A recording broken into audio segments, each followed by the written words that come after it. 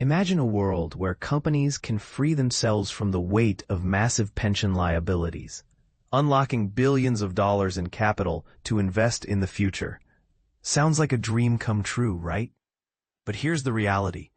This is exactly what's happening in the world of industrial capital allocation, and Rolls-Royce's recent £4.3 billion pension divestiture is just the tip of the iceberg.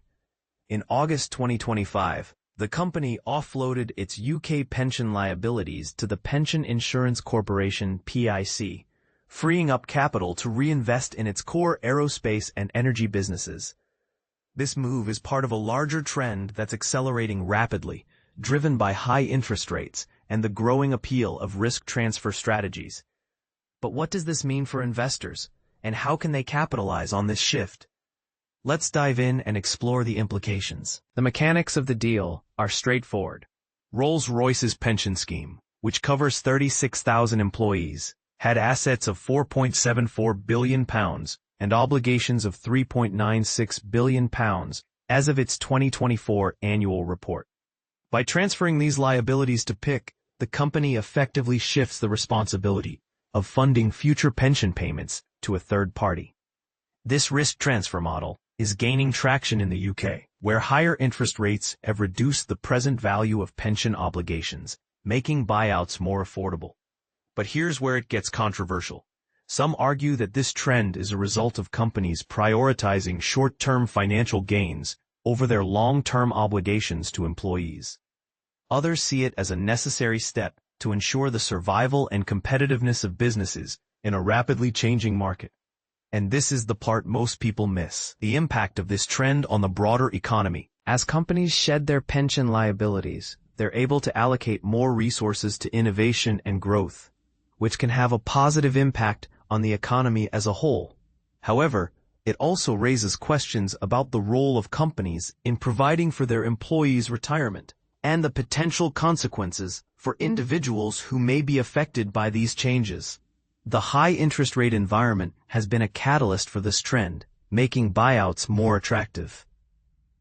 For example, a company with a pension deficit of £1 billion at a 3% discount rate might see that deficit shrink to £700 million at 5%. This dynamic has created a window of opportunity for firms to offload liabilities at favorable terms. But what are the implications for industrial investors? For starters, companies that prioritize capital efficiency, like Rolls-Royce, are likely to outperform their peers. The company's recent 90% stock price surge in 2025 reflects investor confidence in this strategy. Industrial companies that shed non-core obligations, whether through buyouts, asset sales, or operational restructuring, are likely to be rewarded by the market. The growth of the pension buyout sector is another key theme, with firms like PIC and Apollo-backed insurers highlighting a new asset class for institutional investors. The recent £5.7 billion acquisition of PIC by a private capital consortium underscores the sector's scalability. Investors with exposure to pension insurers or infrastructure funds may benefit from this trend. Aerospace and energy firms, like Rolls-Royce, are particularly well-positioned to leverage risk transfer deals, as they require significant R&D investment and can accelerate innovation cycles by reducing pension liabilities. So, what are the strategic recommendations for investors?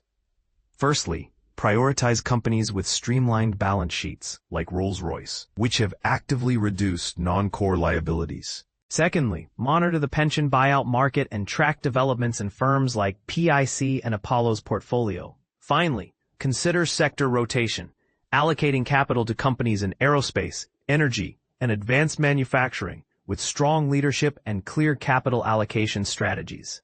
In conclusion, Rolls-Royce's pension divestiture is more than just a financial maneuver. It's a sign of a new era in industrial capital allocation. As companies increasingly shed legacy obligations to fund innovation, investors must adapt their strategies to capitalize on these shifts. The key lies in identifying firms that balance short-term financial discipline with long-term growth, all while navigating the evolving macroeconomic landscape.